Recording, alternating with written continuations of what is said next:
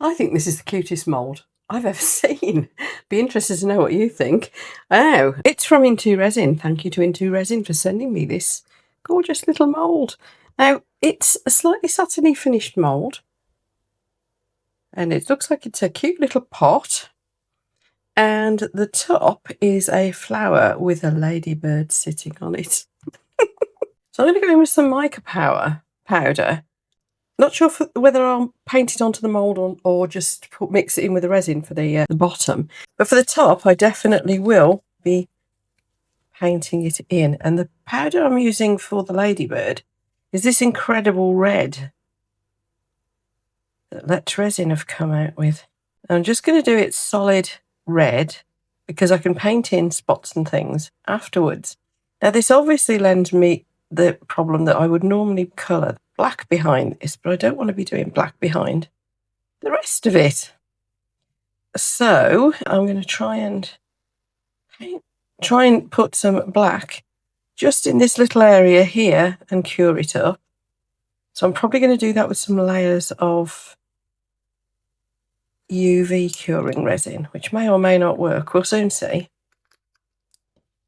Obviously, I've got a bit where I didn't want it. Pretty usual for me. Now, that is obviously way too big for UV resin normally, in terms of the depth. But if we put, and then a bit more, and then a bit more, and I've got a very powerful lamp, this big boy here. Do you think this is going to work? I'm not sure, to be honest. This is actually black ultraviolet curing resin. If I could get a coat round it, wouldn't it? Pit around and see what happens. That might do the job, actually. All right, I'm just going to leave that for I'm going to give it a good 5 minutes, actually. Must get my hands from under there because it's UV light, isn't it? Try and cure it from the other side. But I'm not sure that's going to work because of the mica powder. But we'll try. Well, it feels like it's curing. That's cured. I am going to put another layer in the hope of getting up around those sides. So I'm going to tip it a bit. So, don't know. Maybe I should have just made a wall of ultraviolet resin there. Anyway, let's see. It's black UV resin.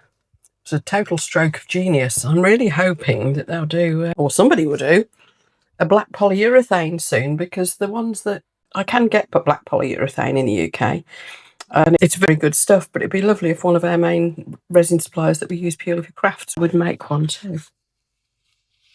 It's backing things, isn't it? That's the thing. That's where we mostly use it. Right, I'm going to give that a good long cure now because I think that's the last layer of the black. So what we need now is 2 pots of resin because I'm going to need 2 pots. I'll mix it up in one and then split it between the 2. This is the resin I'm using. Let's Resin. Very good, nice, easy to use resin. It's just 1-to-1 as well, which makes life easy for the hard of thinking like me. And it's a little bit forgiving, so if you're slightly off on your 1-to-1, it's going to be okay, but I would suggest that be sensible. Don't do what I do. Actually measure it is the way to go. Right, I think that is all set in there. Certainly been under my UV lamp for a good long time, so let's get the resin mixed up. And then we'll split it into 2 pots. Right, there's probably way more than I actually need, but better be on the safe side. So, split it into the 2 pots. So we'll need a bit for the lid and a bit for the bottom. So what we're going to do with the bottom is really nice and easy. So let's just get that in and sorted. We're going to take some of this mica powder. You just get a clean stick. And take some of this mica powder. This one's actually from Estoyo. And we're going to mix it in. And it's a really pretty bright green. It's just called green. There's no doubting. That's what it is. Fruit green. There we go. Like a kind of apple green, isn't it? And being a nice mica powder, it does blend in really well with your resin. You don't usually get lumps and bumps and things in it. So we are just going to pour that straight in. Simple as that. Bring slowly because it will allow any bubbles to come out from under this edge. But before it is quite completely full, I'm going to give it a tap and a squish. Just do a bit of this, just to make sure we haven't got any bubbles in those corners. Now this is an Into Resin handmade mould. They're a bit more delicate than your hard wearing. And like anything handmade, you want to treat them with a little bit more tender loving care than you would with a cheap mould that's more of a harder silicone and cheap to replace if you wreck it type thing. So I don't spray my moulds with alcohol first to pop the bubbles or anything like that, particularly these ones, because it wouldn't do this fabulous quality silicone a lot of good. So I'm just doing that to make sure the bubbles are all gone. Also, alcohol is nasty stuff to spray in the air, so it's always worth keeping it to a minimum, isn't it?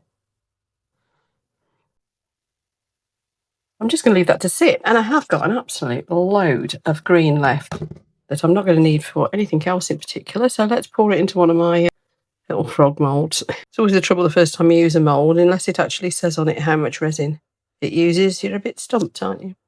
Not quite enough there to fill up the frog, but we'll come back to it when it's settled in the pot. There might be. Now with this one, the resin's perfectly okay sat there sorting itself in that pot. So with this one, I initially thought pink flower, but then I thought that's going to be, because the ladybird's red, it might not show it off quite as well.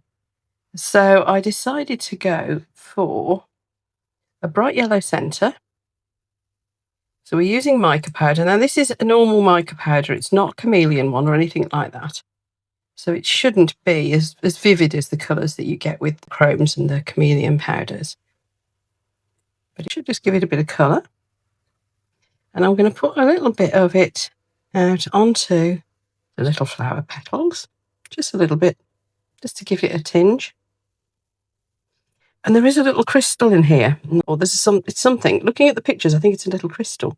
There we are. There might have been a little bit of pink on my brush already. I don't know. From using the red. We'll see. But it is just to give it a little bit of colour. Now that little crystal, which is what I think it is, I'm just going to put a little dot of clear ultraviolet resin in that, because I want it to stay like a crystal. I think it's meant to look like a raindrop, but it's crystal shaped. Now the question is, have I put too much in there? I may have. Let's just lift a little bit out. Let it settle down into the hole. Sorry if you can hear my cat messing about with the cat flap. He knows he can't come in when I'm doing resin, but he always wants to. Right, so I'm just going to quickly zap that with the ultraviolet, because I've forgotten that was there earlier. And then we'll get the resin in that. And the resin I'm going to put in is going to be just white. That should do, because it's clear, even with the white. So we're going to just mix it in, same as we did with the previous one. So let's get my little stick and make sure it's clean. Again, I'm going to have a load left over. I've always got plenty of moulds on standby, so I'm not going to lose any sleep over that. Now this is a slightly pinkish white. Anyway, you see that? Mica powders often are. It's called bright white, but it has got just a slight pink tinge to it. Very slight, actually. I might be seeing things that might not have a pink tinge to it at all. It might be my eyes. So there's quite a lot of powder in that, so it's a good opaque. And here we go. And if I pour it from the centre, any powder that it pushes around should push from the centre outwards and go with the shape of the flower. See? Method in my madness. Again, going to give it a little squish and a tap. You don't want to go poking around in it, because I might dislodge that bit of mica powder. And also, you're always risking scratching the mould, aren't you? I tend to use a micro brush or something like that if I'm going to do that. Because they've got fluffy ends, haven't they? Or a fine tip swab, something like that. But I think we should be okay. Do a bit of this. Yep, there's a bubble come up out the middle. Yep, there we are. I think we should be okay. And again, we're just going to come up to the top now. And as we're just coming just almost to the top, you've got this lip because it's a lid.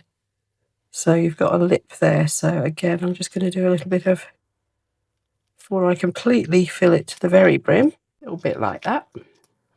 These moulds are a little bit translucent, so you can actually see if there are any trap bubbles on the hole, which is handy, isn't it? You can see the colours pulling into the centre.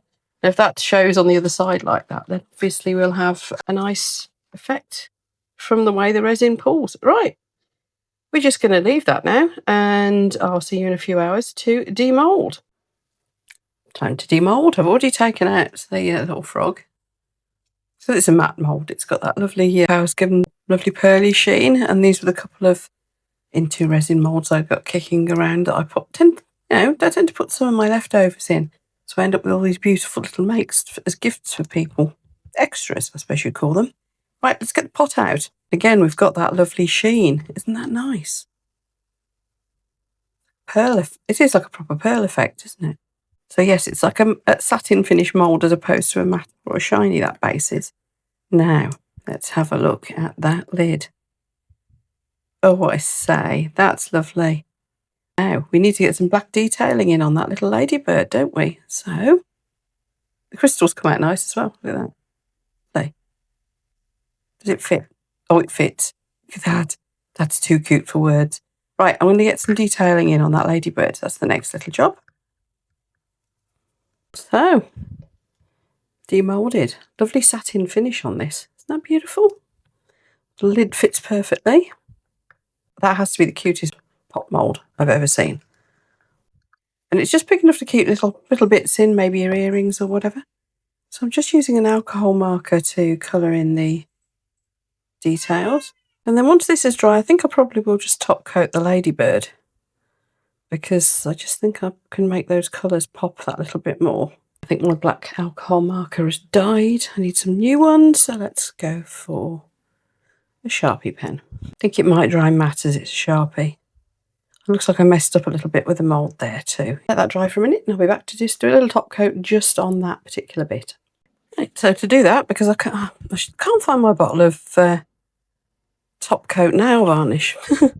So I am going to just use a little brush again, and we are just going to paint on some regular UV resin, which should work just a treat.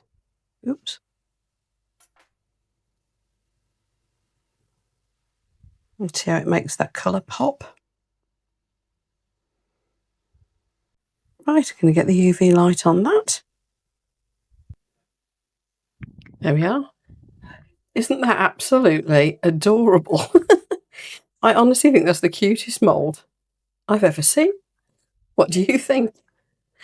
Big thanks to Into Resin for supporting the community as they do. Their products are absolutely wonderful, and as you know, they've given us a 20% discount code, which the link is for that down in the video description. So if you want to see more videos like this, you know what to do. There's a load of stuff to click, just like kind of click things. And I'll see you for the next one. Bye.